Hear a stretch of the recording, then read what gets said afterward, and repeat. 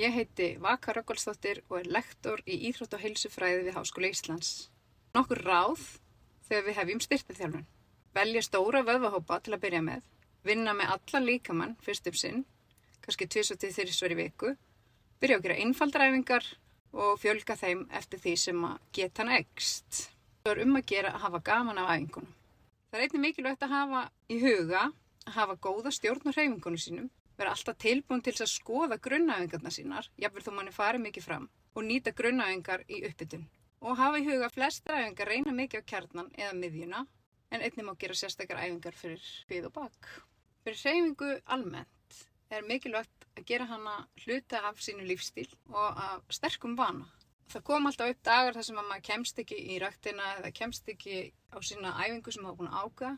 Það var bara mikilvægt að henda sér út, fara út, taka lítið skokk, göngutúr, heima æfingar, úti æfingar eða hvað sem er, svo maður haldi rútínunni.